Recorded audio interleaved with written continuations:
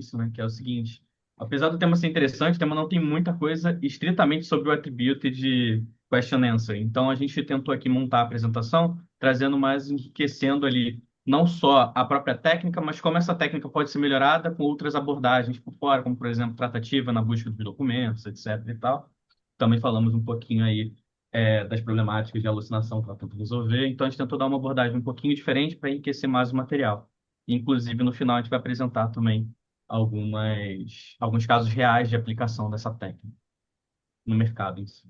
Então, a nossa agenda aí, eu começarei com a introdução, depois o Eduardo vai passar ali as principais abordagens nessa técnica, e novamente aqui não tem só as abordagens da própria técnica em si, mas coisas que podem ser utilizadas para melhorar o resultado dessa técnica, em comparação. Depois, o Jefferson vai pegar uma parte em específico que é utilizar o Attributed Question Answer com uma base de dados baseado em grafo de conhecimento, e ele tem uma característica bem interessante, ele melhora bastante o resultado. Por fim, ali, o Flávio vai trazer quais são os problemas de alucinações que nós temos nas LLMs e como essas possíveis abordagens podem resolver, né? Quais abordagens podem resolver cada tipo de problema que a gente tem de alucinação nas LLMs. Então, no final, a Joana vai apresentar os casos reais, dois casos reais ali de mercado mesmo, da utilização dessa técnica para resolver problemas reais, né? Porque até ali a gente vai estar falando um pouquinho só da parte técnica mesmo. Bom, começando aqui, eu vou ir um pouquinho lá atrás para dar um pouco de contexto, não sair falando direto do que é o Attributed Question Answer, que é essa nossa necessidade de ter um motivo para as coisas acontecerem. A gente tem isso desde criança, a criancinha vai lá perguntando por quê das coisas, ali mais a nível de curiosidade. Mas quando a gente começa a falar de inteligência artificial, do porquê que a inteligência artificial está dando um certo tipo de resultado, principalmente quando a gente está falando a nível de mercado, a nível acadêmico, tem uma questão ali de preocupação ética, né? Então, é uma curiosidade ética. Você está me dando essa resposta, por quê? Porque esse porquê pode afetar o relacionamento entre as pessoas, entre empresas e pessoas. Então, tem todo uma questão, ainda mais dependendo do setor, por exemplo, setor médico, um modelo vai dizer que você tem algum tipo de diagnóstico e você precisa ter uma confirmação do porquê que ele deu aquele tipo de diagnóstico. Você não vai acreditar de forma cega. Então, lá no início, quando a gente está falando de inteligência artificial, bem lá nos primórdios, a gente está falando de métodos estatísticos, machine learning, de Martello aqui, alguns desses modelos já tinham essa explicabilidade por natureza. Por exemplo, se você tem uma árvore de decisão, você segue os nós, você sabe exatamente o motivo pelo qual ela deu aquela resposta. Conforme foi avançando ali os modelos de inteligência artificial, com o surgimento das redes neurais, principalmente as redes neurais profundas, aumenta essa complexidade. Você dizer por que ele te deu uma resposta começa a ficar um pouquinho complicado. E por conta disso, eles são considerados hoje, né, sempre foram, na verdade, caixas pretas, ou seja, eu não consigo somente com o resultado dele ter alguma resposta. E aí, setores do mercado em si começaram a ter essa preocupação. Beleza, é muito bom o resultado que ela está me dando, mas até que ponto eu consigo auditar ele? Até que ponto eu consigo validar ele? Até que ponto eu consigo ter o motivo pelo qual ele me deu aquela resposta? E aí, esse tipo de capacidade de explicar, essa conceito de explicabilidade, apesar da palavra não existir, mas existe o seu, o seu conceito em inglês, né? O explainable, essa capacidade de explicar alguma coisa começou a se tornar necessário para tudo na inteligência artificial. E aí o mundo foi começando a se desenvolver voltado para isso. A gente tem até, coloquei até dois links aqui, que são organizações tentando definir o que seria o desenvolvimento de uma inteligência artificial ética, ou seja, uma inteligência artificial que consiga ser auditável, consiga me dizer o motivo pelo qual ela me deu uma certa resposta. Né? Eu não acreditar cegamente naquilo que ela está propondo. E aí surge uma área de inteligência artificial, que é uma pesquisa que tem até grande hoje em dia, que é o Explainable AI, que é o Shine. E ele tenta responder basicamente a seguinte pergunta: por que que o modelo respondeu dessa forma? E aí aqui o Shai, ele está mais preocupado em desenvolver modelos treinados em paralelo para responder por que que outros modelos fizeram alguma coisa. E a partir daí eu vou pedir um pouco de licença poética nesse sentido, porque eu vou chegar no seguinte local. Lá no início, né, quando nós tínhamos dados tabulares, aqui poderiam ser dados série temporal, seja lá o que for que eu consiga colocar numa planilha, ele conseguiu me dar umas noções estatísticas como os modelos, tanto Sharp, Lime, etc., para me dizer por que que aquele cara me respondeu um uma determinada classificação para o modelo, me disse que alguma coisa está sendo um spam ou não. Quando a gente vai para dados de imagem, se eu falei que uma pessoa tem tumor, eu quero saber o que que daquela imagem fez sentido fazer com que ela tivesse tumor. E aqui tem até um caso interessante, eu trabalho com imagens médicas, e na época da Covid, tive um caso bem interessante de um dataset com três hospitais, sendo que um desses hospitais só tinha basicamente pacientes com Covid e os outros dois não tinham. Então, quando foi desenvolvido um modelo para treinar se tem Covid ou não, o que fez ele garantir se tem Covid ou não era uma tagzinha que tinha no raio-x aqui do lado com o nome do hospital. A gente conseguiu ver isso. Então, é um dos motivos pelo quais essa necessidade de explicar é interessante, porque por mais que eu acerte, eu posso estar acertando pelo motivo errado. A exemplo disso. E aí a gente começa a chegar em outros dados não estruturados, como, por exemplo, texto. O texto aqui, de forma mais abrangente, tem modelos ali, por exemplo, para definir um sentimento a partir de um texto, etc. Eu tenho alguns modelinhos aqui, inclusive esses dois últimos que são bem interessantes, porque ele dá um highlight na frase inicial para dizer por qual motivo, por exemplo, ele deu que aquela frase tem um sentimento de felicidade ou um sentimento de tristeza. A exemplo. E aí, entrando mais a fundo ainda, né? Quando a gente está falando de modelos fundacionais ali, os modelos de IA generativa, quando a gente usa para chat, para gente, etc., um dos temas que a gente trabalha lá é a pesquisa de documentos. Eu estou tentando responder uma pergunta de um usuário baseado em documentos, e a gente entra na área de Question and Answer. E o que que seria esse Explainable AI? E aí entra a minha licença poética, que não chega a ser um modelo, mas como a gente usa esses sistemas de QA para não treinar o modelo, mas a partir de instruções para conseguir uma resposta, o pareado de um modelo de explicabilidade que a gente teria para esse caso seria o Attributed Question Answer. Ele está preocupado em si em mostrar para a gente o motivo pelo qual aquelas instruções e aqueles documentos recuperados deram aquela resposta, para inclusive conseguir auditar, conseguir entrar no documento e conseguir validar aquela resposta que foi dada. Então, contei essa historinha aí um pouquinho para mostrar que essa necessidade de explicação do que a inteligência artificial está fazendo é uma necessidade não só nossa como curiosidade, mas é uma necessidade do próprio mercado. E não é algo que está intimamente ligado com as LLMs hoje em dia, mas é algo que já existe já há muito tempo, essa necessidade. Então, foi basicamente uma consequência, a partir do momento que eu tenho modelos de question and answering, eu ter algo para eu conseguir auditar, eu ter uma explicabilidade em cima disso. Então, foi um caminho natural para chegarmos nesse tema. Então, basicamente aqui, o que que seria esse Attributed Question Answer? Aqui eu vou começar a chamar ele de AQA para facilitar. Ele permite fazer o seguinte: você faz uma pergunta como usuário, ele vai buscar todos os documentos que fazem sentido para aquela pergunta, vai retornar esses documentos e te dar uma resposta. Esses documentos podem ser documentos físicos, documentos na internet, qualquer outro lugar. E a partir do momento que ele está montando a resposta, ele vai dando umas referências, umas citações, para que você consiga validar se aquilo que ele está respondendo faz sentido ou não faz sentido, e se você pode confiar ou não. Então, ele transforma, né, ele traz essa transparência para os modelos de chat que nós temos hoje em dia. Seguindo aqui, aí de uma forma um pouquinho mais estruturada, né, o Attribute Question Answer, ele quer gerar respostas com auditabilidade. Basicamente isso. E qual a importância? Ela tem transparência. Então, para setores, por exemplo, como medicina, eu estou tentando interpretar uma imagem, exemplo, e eu quero utilizar documentos da, da OMC, Organização Mundial da Saúde, OMS, foi mal, da OMS para validar um determinado tipo de diagnóstico. Eu posso, na verdade, dar a interpretação daquela imagem e eu começar a colocar referências desses documentos da OMS, a exemplo, tá? Características principais, ele basicamente pretende encontrar documentos que façam sentido, e aí entra também a base do que a gente trouxe aqui do documento, você buscar aquela informação de forma mais precisa garante respostas melhores. Porque o fato de eu conseguir auditar de onde veio aquela resposta, se ela veio de um local que não faz sentido, ela continua sendo uma resposta ruim, apesar de eu conseguir auditar, não é o que eu quero como objetivo final de utilizar esse tipo de técnica em algum lugar.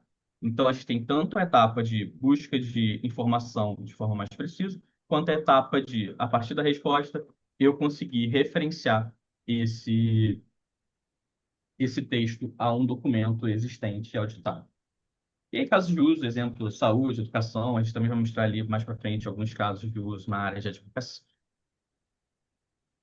Aí aqui um exemplo, esse aqui eu rodei no domingo lá no ChatGPT. Basicamente fiz uma pergunta a nível de lei ali de CLT, e aqui ele me deu uma resposta, a resposta não está errada, mas eu poderia querer conferir realmente, né?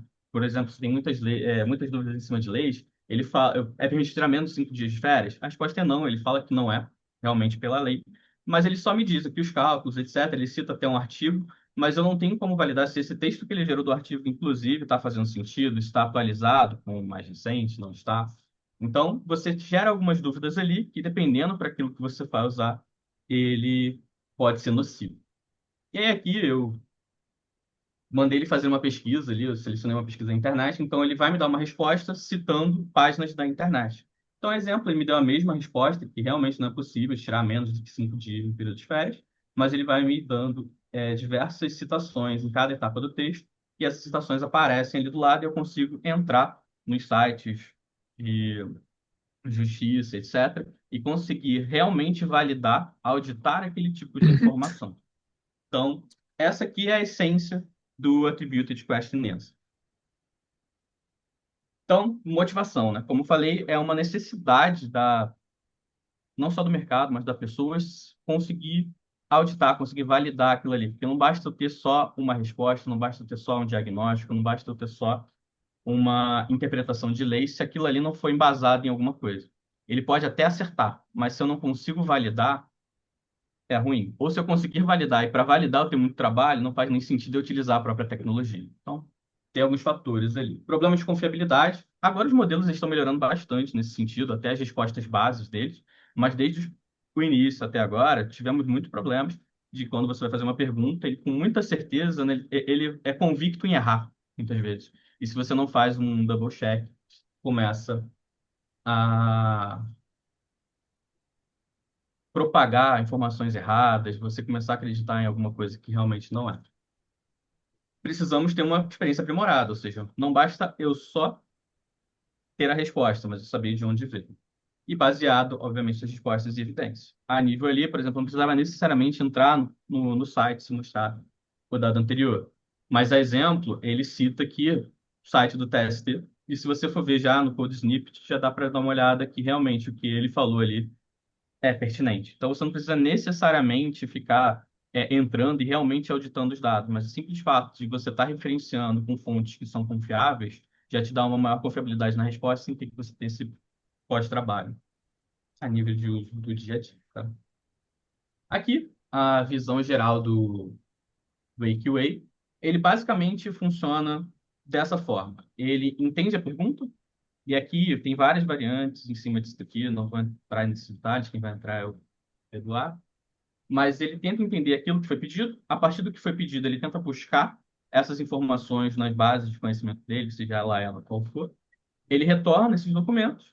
Ele, a partir dessas informações novas, ele gera uma resposta que faça sentido. E quando ele está desenvolvendo essa resposta, ele, durante a geração das respostas, ele vai colocando essas referências, essas situações, para que ele seja é, validado pelo usuário final e dar maior confiabilidade no próprio resultado que ele está gerando. Mas, novamente, a fase um, se eu tenho um formato de busca de informação pobre, o meu resultado vai ser pobre, muito provavelmente errado, e mesmo eu tendo uma forma de validar, eu vou validar que está errado. Não é o objetivo final aqui. Os desafios atuais, que a gente vai trabalhar um pouquinho mais para frente. Respostas redundantes. Falta de contexto, ele é muito verborrágico, né? Às vezes o ChatGPT ele vai te responder alguma coisa, ele não é objetivo, ele fica rodando, rodando, rodando, rodando e não chega à resposta concreta. Você tem informações enganosas, porque apesar de termos citações, a exemplo lá do que eu dei, muitas dessas citações às vezes apontam para sites que não são confiáveis, sites que, por exemplo, não são do governo a nível de questão de lei, e eu posso acabar sendo direcionado para algum lugar que, apesar de estar citado, é uma informação incorreta que está sendo usada para me dar a resposta. Complexidade de consultas. Ali eu fiz uma consulta muito simples, fui direto. Agora, uma consulta que exige uma interpretação muito mais abrangente a nível de estou com uma dúvida sobre algumas questões de leis, eu tenho que descrever o meu problema, etc. Ele interpretar aquilo ali, conseguir buscar informações bem relacionadas com aquilo ali e me dar uma resposta precisa com boas referências, isso se torna cada vez mais complexo. E aí, obviamente, entra no trabalho de todas as etapas, não somente da parte de referência e citação, mas todo o arcabouço está abaixo desse sistema, de QA. E adaptabilidade do sistema, novamente, a gente trabalha com IAs generativas, que por mais que elas são muito treinadas em muitos dados, elas são, de certa forma, generalistas. Então, dependendo do tipo de domínio de perguntas que você vai querer atuar em cima dela, ela vai ter respostas mais precisas e menos precisas. Tanto a nível do próprio treinamento, quanto a nível de disponibilidade de informação confiável naquele domínio na internet, por exemplo, para ele buscar, ou na base de conhecimento também.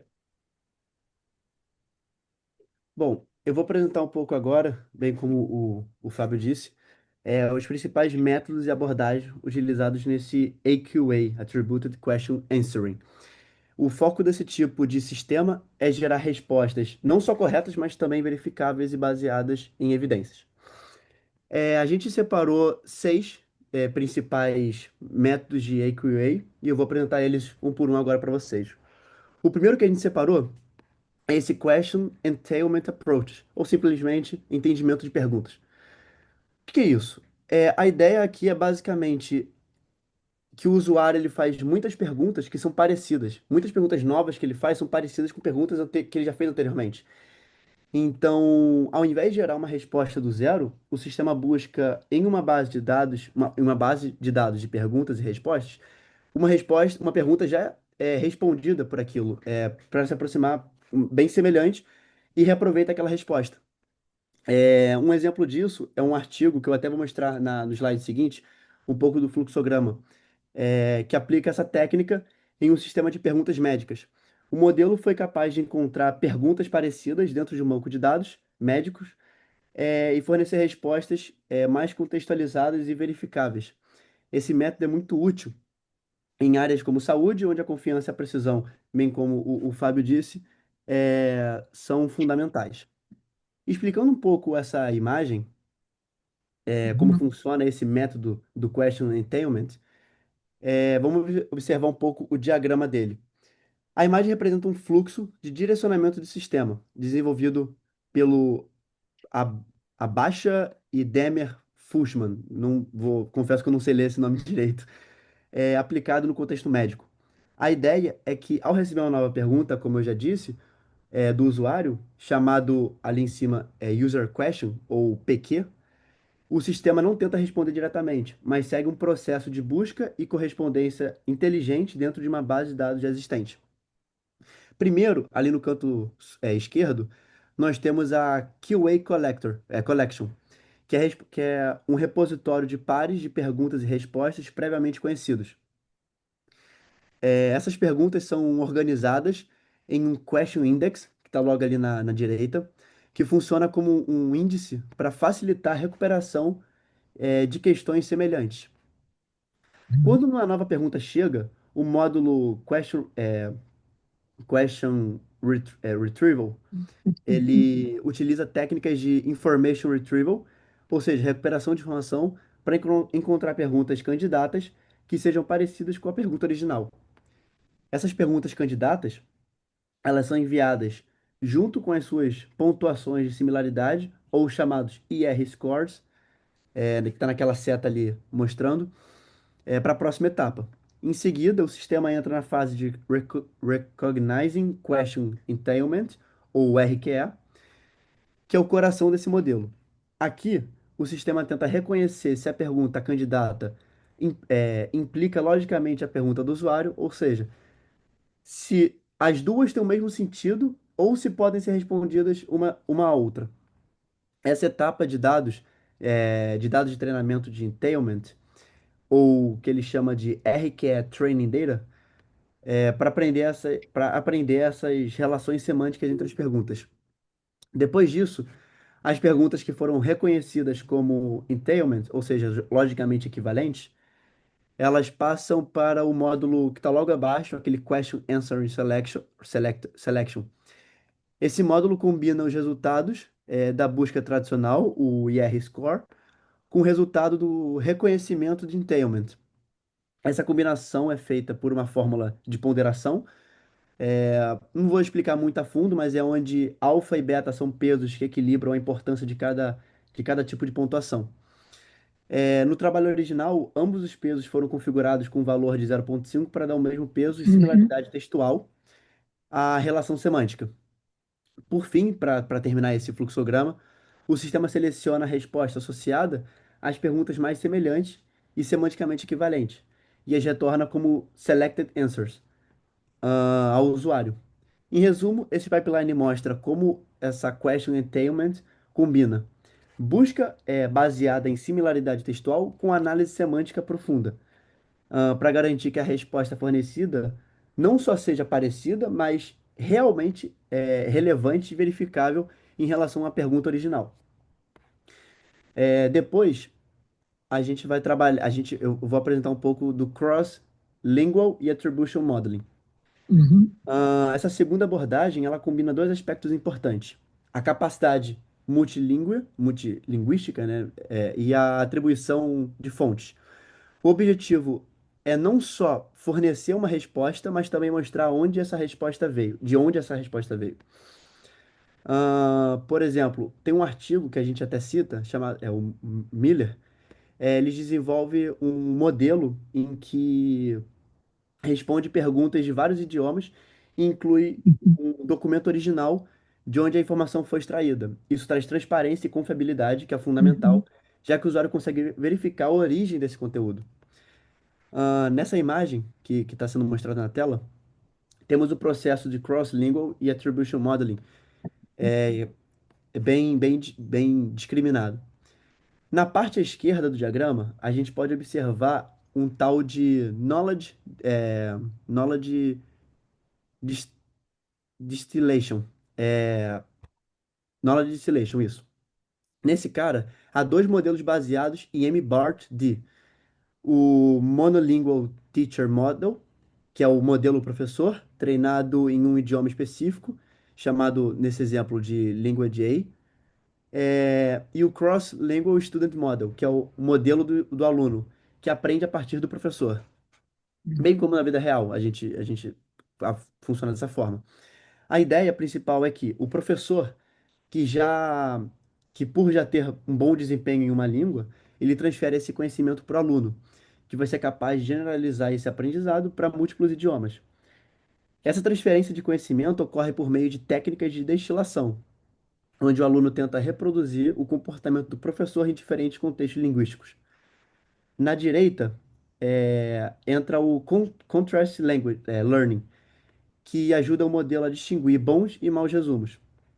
Ele trabalha com três tipos de amostra: uma positive sample, que é a primeira, onde em que um resumo é adequado à língua A, um summary de outra língua, B, por exemplo, em que corresponde ao mesmo conteúdo, e um negative sample, que é um resumo incorreto ou não correspondente, que é o terceiro caso ali do contrast learning.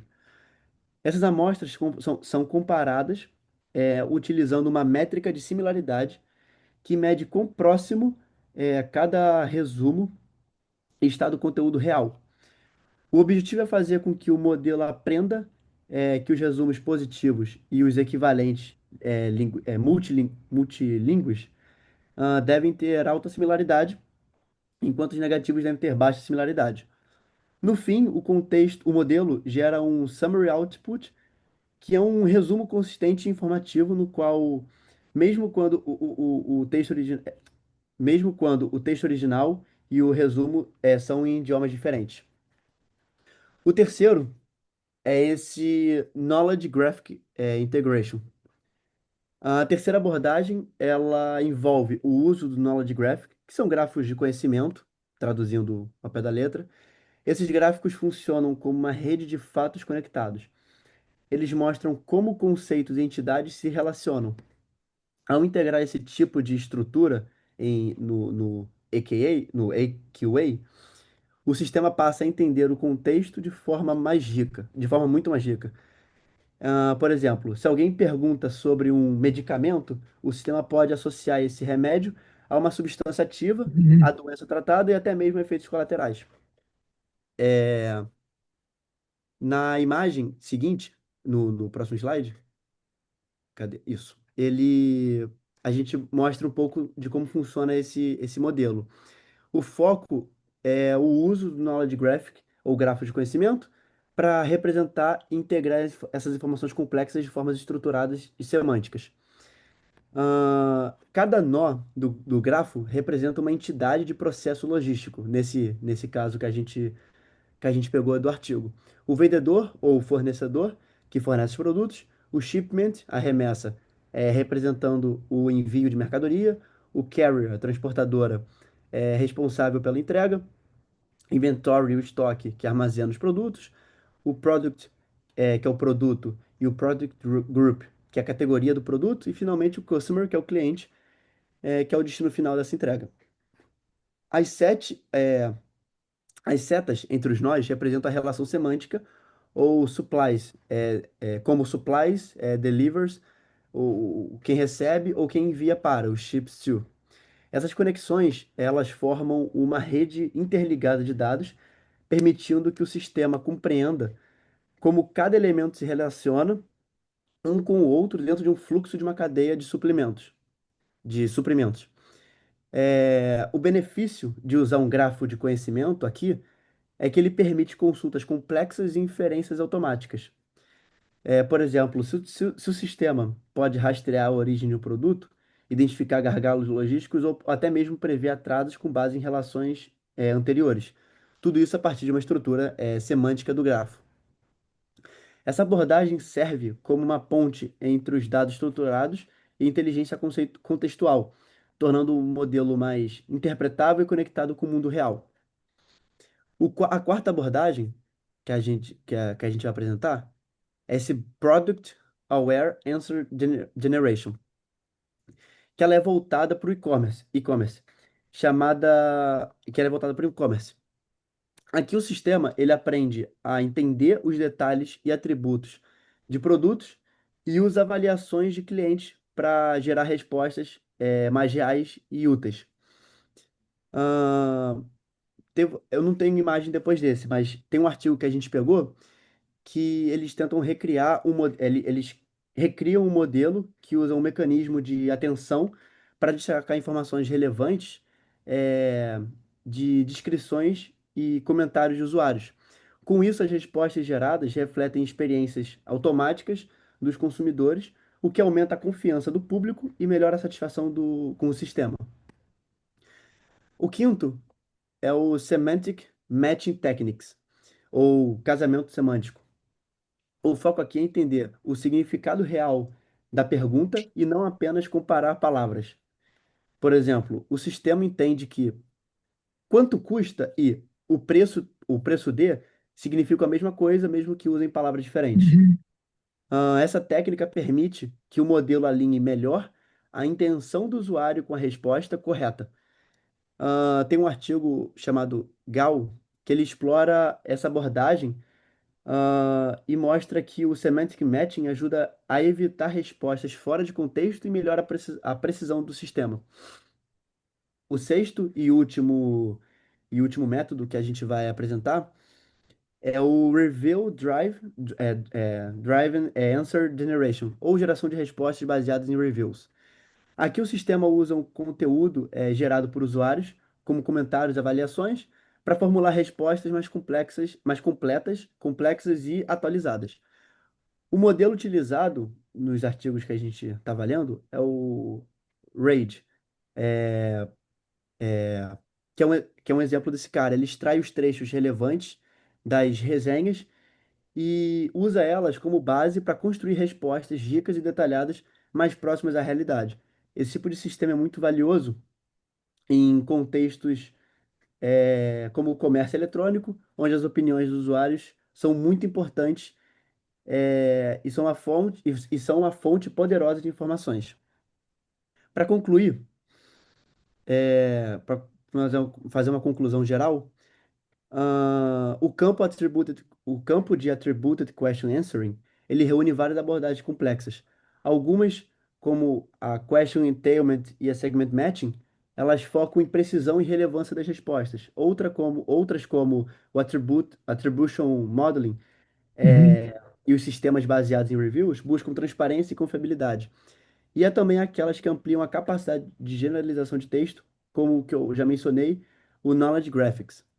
Em conjunto, essas abordagens mostram como a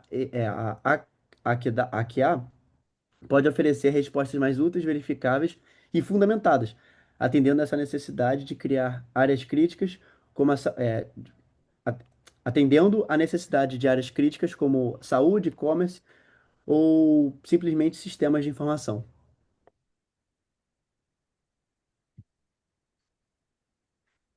É, então, nesse momento a gente percebe que a gente tem diversas técnicas que podem potencializar o Attributed Question Answer. E uma delas, que foi mencionada já pelo Sardenberg, ela se destaca pela capacidade de trazer informações e principalmente contextualizar essas informações. Né? O Sardenberg citou o artigo do Miller e uma série de outras pessoas que trata, né, de Attributed Keyway Framework. E é importante a gente trazer aqui que até esse momento, né, isso já foi mencionado também pelo Fábio, até esse momento a gente tinha um problema onde a gente tinha, primeiramente, LLMs que possuíam dificuldade em capturar elementos-chave de certas informações quando o usuário fazia alguma pergunta, e também, em consequência disso, a gente tinha um problema de respostas que acabavam sendo imprecisas ou então incorretas. Né? E é claro que a primeira solução para esse tipo de problema acaba sempre sendo melhorar o modelo e fazer com que ele traga respostas mais corretas, mas no fim das contas isso nunca vai ser uma certeza. E a gente precisa então desenvolver mecanismos que nos certifiquem de que quando a gente tiver uma resposta, seja ela correta ou não, a gente vai poder consultar ou as fontes ou o processo de racionalização do modelo e identificar como é que foi, como que se chegou a essa conclusão, como que foi gerada essa resposta e verificar se existe, então, um grau satisfatório de confiabilidade. É, Quando a gente está falando sobre avaliação, né, dessa confiabilidade, né, a avaliação da atribuição, então, a gente tem que levar em consideração que, geralmente, quando a gente está falando de fazer a avaliação do modelo, a gente verifica se a resposta que foi expelida por ele é uma resposta que está correta, que é precisa, que engloba todos os elementos da pergunta, e esse é o modelo tradicional de fazer a avaliação. E aí, quando a gente está falando de uma avaliação de Attributed QA, a gente está falando aqui, então, de também avaliar, além da precisão e da corretude da resposta, se as fontes que foram levantadas, primeiro, de fato, dizem respeito ao que foi trazido como resposta, né? Se de fato essas fontes foram utilizadas para a construção da resposta, e mais do que isso, essas fontes de fato funcionam, se elas são fontes corretas, né? Fontes confiáveis. E aí a gente está falando aqui, então, né, depois desse artigo de 2023, a gente tem, então, aqui um framework de atribuição para as respostas geradas por LLM, onde a gente passa a ter, então, uma recuperação, além das respostas, também das citações que foram utilizadas para dar suporte e embasamento para essa resposta, o que aumenta a rastreabilidade e, consequentemente, traz um grau de redundância, né? Um grau uma possibilidade de verificar se, né, você, humano, pessoa que recebeu a resposta, verificar se essa resposta realmente está correta. Partindo para a próxima parte, eu acho que antes de a gente começar a falar de gráficos, é importante a gente fazer só uma menção rápida, porque não está tão associado ao nosso tema assim, a racionalização multi-hop. Né? Esse aqui é um passo importante, né, que começou a ser desenvolvido, que foi trazida no artigo 2021, onde a gente começa então a ter a possibilidade de, ao invés de ter uma fonte só e trazer a resposta com base em uma única fonte de informação, a gente começa a ter aqui a possibilidade de concatenar, né?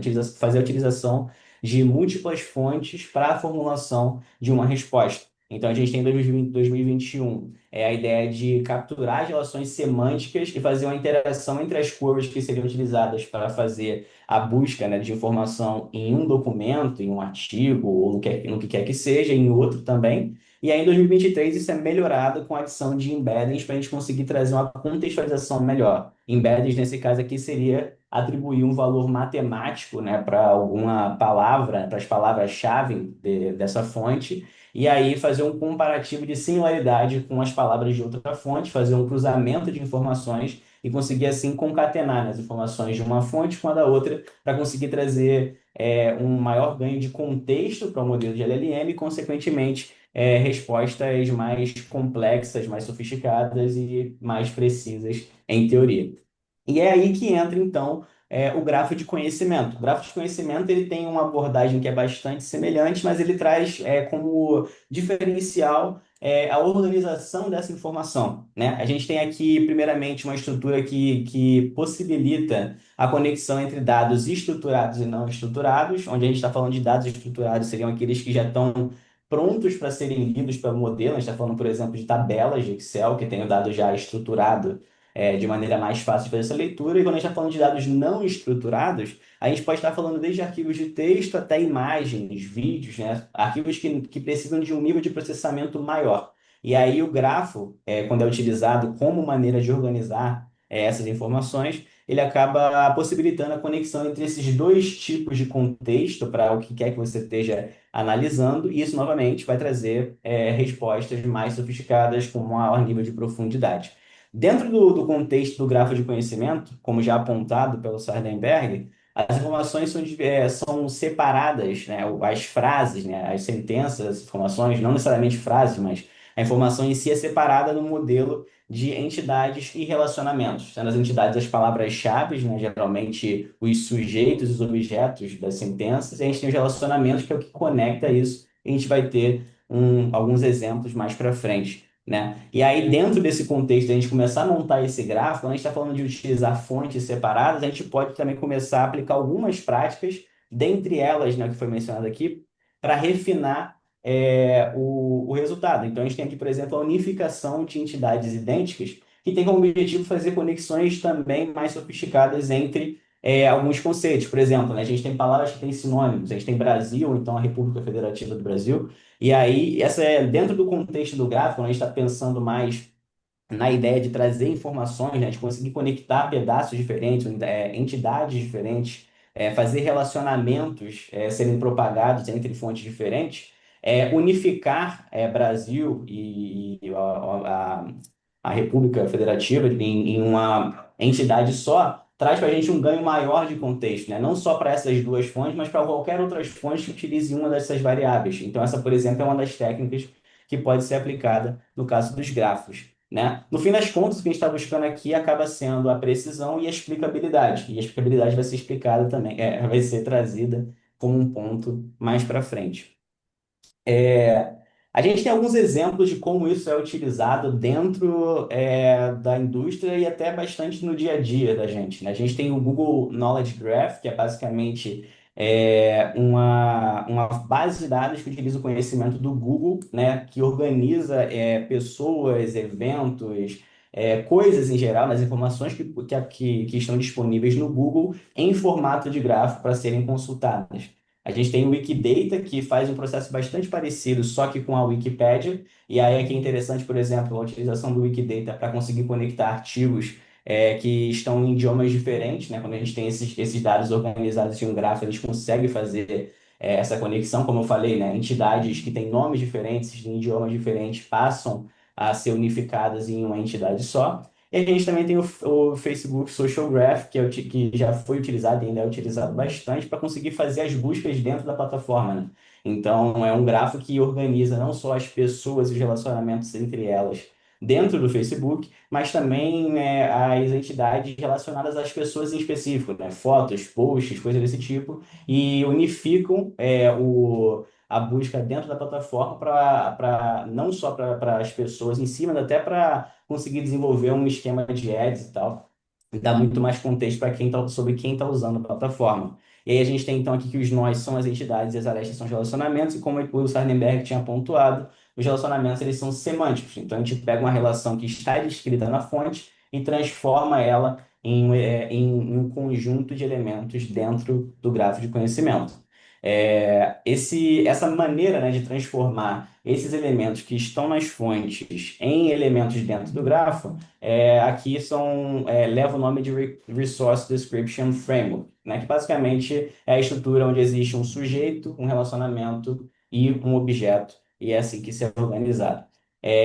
Existem alguns ganhos, né, ao utilizar o grafo de conhecimento, fora aqueles que já foram mencionados, né? Quando a gente está trabalhando com grafos, nós utilizamos linguagens específicas para esse tipo de query. Então, a gente não está utilizando um banco de dados, uma tabela gigante. A gente tem linguagens como aqui Sparkle e Cypher, que tem como objetivo fazer queries dentro dos grafos em si. E aí, por causa disso, por causa dessa especificidade dessas linguagens, acaba que elas são muito mais performáticas.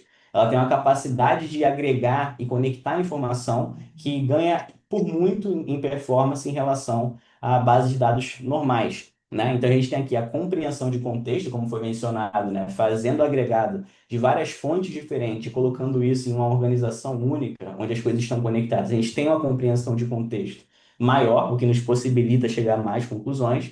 A gente tem a integração dinâmica de conhecimento como um ponto positivo também, quando a gente está trabalhando com grafos, especialmente quando a gente está falando de contextos, por exemplo, fechados, onde a gente tem uma empresa, por exemplo, que tem um grafo formado e aí precisa adicionar novas informações nesse grafo para conseguir um resultado, a gente tem aqui uma integração dinâmica de conhecimento. É muito mais fácil adicionar conhecimento para um grafo e conectar ele com um conhecimento pré-existente do que seria, por exemplo, com a base de dados. Então, esse grafo ele pode ser constantemente atualizado com informações conforme ele é utilizado, e o custo disso é muito menor, você não precisa retreinar o modelo completamente. E aí, por fim, né, no nosso contexto aqui de LLMs, a gente tem o LLM como intermediário. Pode passar também. A gente tem a LLM como intermediário aqui. Então, o que que acontece, né? O modelo de LLM ele tem uma capacidade muito interessante de fazer a transformação de linguagem natural para o que quer que seja, né? Receber uma instrução do usuário, conseguir compreender aquilo, compreender entre aspas aqui, e fazer transformar essa linguagem natural em uma query para ser feita dentro do grafo. Então a gente tem aqui a linguagem o modelo, né, de geração, o LLM, atuando como um intermediário entre o grafo e o usuário. Então o usuário faz o input, a LLM transforma esse input em uma query no grafo, o grafo retorna uma resposta, um dado cru, e aí a própria LLM pega essa resposta, com base no input do usuário, converte e refina ela para uma resposta em linguagem natural e traz essa resposta para o usuário,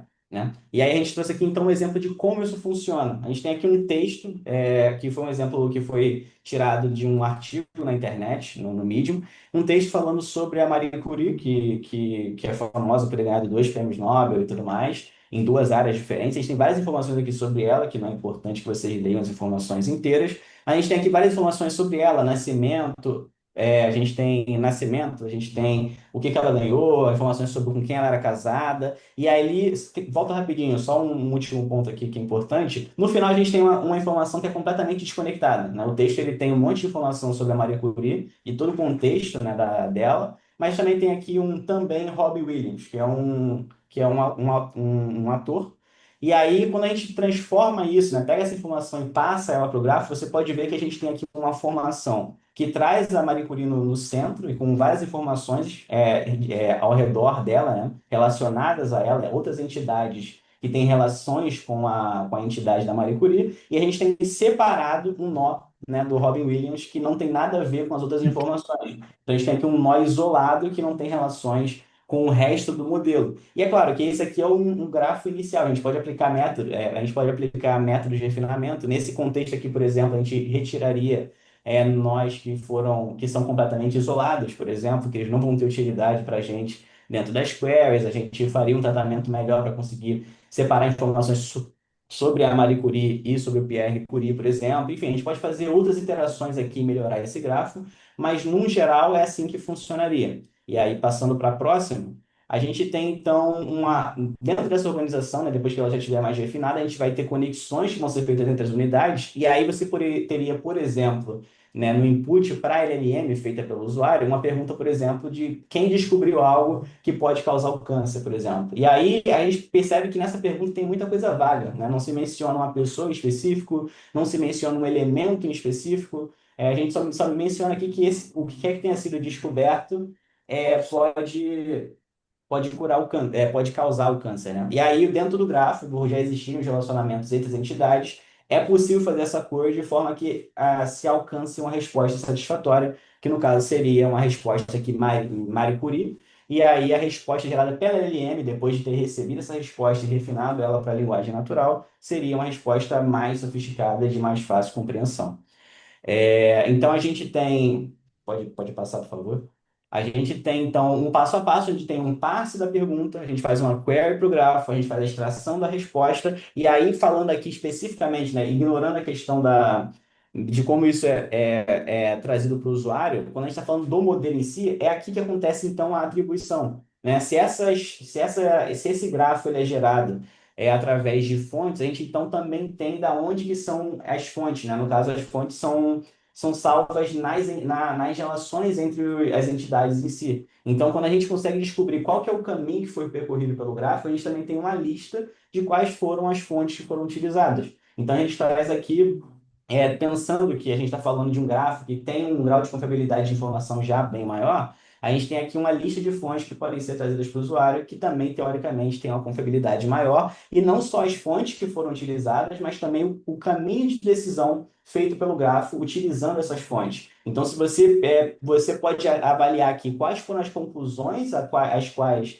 chegou o modelo, e também verificar, depois de verificar essas conclusões fazem sentido, né, essas conexões fazem sentido, verificar se as fontes também estão corretas. Então, a gente tem aqui 2 graus de teste dessa confiabilidade. E aí, por fim, vale pontuar, então, a questão da curadoria dessas informações, né? Porque mesmo que a gente tenha aqui um gráfico que tem todos esses níveis, né, de performance, de atribuição, a gente tem aqui um problema de o quanto que a gente pode confiar em como que esse gráfico foi montado. Então, a gente normalmente tem 3 estratégias. Os gráficos, eles raramente são formados de maneira aleatória, de maneira automática. A gente tem algumas abordagens que são colaborativas e comunitárias, como é o caso dos gráficos que são gerados com base na Wikipédia, que são informações que são geradas por uma comunidade. Então, existe uma curadoria interna da comunidade. Quando esse gráfico é gerado, ele já tem um grau maior de confiabilidade do que fontes que são soltas por aí. A gente tem gráficos que são institucionais, então, para gráficos de contexto específico, como, por exemplo, no caso na área de medicina, esses gráficos geralmente são gerados, as informações são geradas por experts, então, acaba que eles também acabam tendo um grau de confiabilidade maior. E por fim, a gente tem no caso, por exemplo, do Google, né, o Google Graph, lá que a gente tinha comentado, ele é gerado de maneira automática, mas depois que ele é gerado de maneira automática, existe uma filtragem estatística para conseguir definir quais elementos, né, quais entidades e quais relacionamentos que vão de fato entrar no grafo. Então a gente tem aqui algumas barreiras que podem ser somadas para fazer com que esse grafo também seja mais confiável, uma fonte de informação com mais contexto, mas também com maior grau de confiabilidade pelo cruzamento de informações entre fontes diferentes.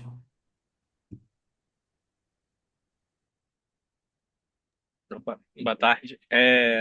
Então, dando uma continuação, a gente aqui vai falar, eu vou falar mais da parte de alucinações, né? Que são os problemas que são gerados em determinadas respostas. Então, pode ir para o próximo? Obrigado.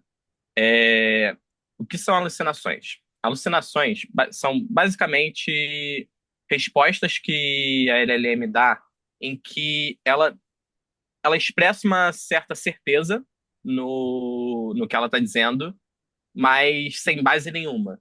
Então, eu detei alguns exemplos. Ela está citando que Marília Mendonça morreu em 2024. A informação de que ela morreu em um acidente aéreo é até verdadeira, mas ela não morreu em 2024, ela morreu em 2021. E essas informações você vê que ela afirma com certeza, só que não tem base, não tem informação. Então, isso pode acabar gerando certos problemas, principalmente quando a gente está se tratando de assuntos em áreas mais delicadas, como na medicina, no direito, que são exemplos que a gente deve dar agora. E isso nessas áreas que precisam dessa certeza são muito importantes. Então, pode pular aqui, pode pular para o próximo? Obrigado. É, aqui a gente vai definir mais ou menos quais são os tipos de alucinações, sendo elas alucinações de dados, ou seja, principalmente quando os dados não estão corretos ou eles são pouquíssimos. É, Normalmente isso acontece na fase de treinamento. Quando você está treinando o modelo e ele não tem dados suficientes, ele pode acabar criando dados, criando não, né? Mas usando os dados de forma incorreta e gerando dados imprecisos. Então, ela vai acabar, como mostrei ali atrás, gerando alucinações e criando achismos dela. Só que o problema é que ela fala esses achismos como se ela tivesse certeza, como se ela tivesse uma fonte por trás, como se por trás disso tivesse uma informação de que aquilo lá era verdade, o que na maioria das vezes não é. E aí, aqui nessa parte branca, você vai ver alguns exemplos de técnicas que são usadas para diminuir esses, esses problemas de alucinações. Então, uma técnica que a gente vai discutir mais à frente de, de resolver problemas de dados é o RAG. E o RAG, ele basicamente ele vai absorver um dado de uma outra fonte, fora os conhecimentos que a LLM já tem do seu treinamento, ela vai ter uma outra fonte de consulta, onde ela vai conseguir absorver aquelas informações e passar com base nelas. Então, além de alucinações de dados, nós temos as alucinações de treinamento, aí são basicamente erros na arquitetura, erros na hora do treinamento, e as alucinações de inferências, que aí são problemas um pouco mais chatos, vamos dizer assim, né? Já que é basicamente a estrutura dela está funcionando corretamente, mas naquela resposta o dado só viajou. Ele previu a próxima palavra de forma incorreta e gerou uma informação que não tem base nem sentido. Você pode passar? Ok. Aqui eu descrevendo um pouco mais da parte de alucinações de dados. é, as LLMs, elas já são treinadas com dados de até momentos específicos. Então, aí eu citei algumas datas, né? O GPT-5, por exemplo, a última atualização era 30 de setembro de 2024 e outros. Então, quando você pega aqueles modelos que as informações são pós o último dado dela, ele vai acabar inventando dados porque ele não vai te dizer o eu não sei. Eu não tenho essa informação. Ele vai gerar uma informação que tente agradar o usuário. E aí isso vai acabar causando essas alucinações de dados. E aí a forma de resolver isso é justamente o que a gente já citou, o que eu citei anteriormente, e o que está no próximo slide, que é o RAG. Uhum. Então, o que seria o RAG? O RAG, ou Retrieval, nossa, o inglês até travou aqui, Retrieval Augmented Generation, ou eita, que fugiu em inglês legal. É, Retrieval é geração aumentada, geração de aumentada por recuperação, isso, lembrei. Basicamente, a ideia ele vai receber os dados vindo de uma terceira fonte, que muitas vezes o próprio usuário pode inserir. Um exemplo muito fácil de testar essa técnica é quando você está utilizando uma interface de uma LLM, no início da conversa, você enviar um PDF e nesse PDF ele vai absorver essa informação. Absorvendo essa informação, quando você continuar a conversa com ele, antes dele seguir na base de dados dele, primeiro ele vai observar os dados que ele absorveu do PDF e ele vai te dar respostas com base nisso. Então, isso aumenta a base de dados que ele vai ter por trás e resolve alguns problemas de falta de dados. Próximo slide. Ok. Aqui eu estou mostrando um exemplo que nós tivemos, nem tão recente, né? 2 anos atrás, de quando acontece alucinações de inferência, no caso aí, o advogado pediu o ChatGPT para fazer para montar toda a causa para ele, e o ChatGPT simplesmente inventou informações que não existiam.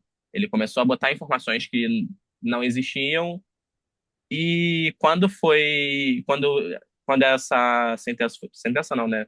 Quando esse documento foi para frente, que o juiz recebeu, ele observou que todas as informações que estavam lá eram simplesmente inventadas.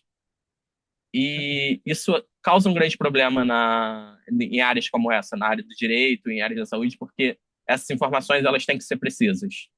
E isso poderia ser com certeza corrigido com técnicas de AQA e até mesmo usando o RAG. Então, é por isso que eu estou falando mais dessa parte de alucinações, porque são problemas que acontecem e vêm acontecendo há algum tempo atrás acontecia com maior frequência, mas hoje em dia cada vez a gente tem mais métodos de resolver isso. Pode pular. E aí, uma das formas de resolver isso, além do RAG, é utilizando os grafos de conhecimentos que o Eduardo e o Jefferson já citaram. É, os grafos de conhecimentos, na hora das alucinações, elas. Como eu vou explicar isso de forma rápida? É, a estrutura do JQ tem mostrado, tipo, melhores, melhores resultados na correção quando baseado em gráficos de conhecimento, porque ele permite que a LLM verifique-se e redefina automaticamente as informações fornecidas e suas respostas geradas, mitigando o significado as alucinações. E, nossa, desculpa, calma aí, eu dei uma travada aqui. Pode pular aí para o próximo. Então, aqui eu estou justamente continuando as técnicas de EQ e uma parte que eu queria só citar com bastante ênfase aí seria utilizar a regra de fallback, que é uma coisa que eu mesmo não utilizava muito e depois que eu vi essa técnica achei muito importante, porque é você ensinar a LLM que ela tem que ela pode dizer que não sabe. Basicamente, seria ela poder pedir para reformular a pergunta ou simplesmente dizer que não entendeu. Isso ajuda a LLM a não alucinar e inventar dados. Pode ir para o próximo. E a última parte foi mais alguns exemplos de alucinações que até viraram, como vocês podem ver, essa segunda imagem, ela é um print vindo do Estadão. Então, assim, até grandes veículos de imprensa vêm mostrando motivos mostrando alucinações que as LLMs vêm gerando. E isso para nível de uma empresa ou de áreas de saúde, onde você tem que ter essa confiabilidade maior, isso afeta a imagem da LLM. Acho que é isso.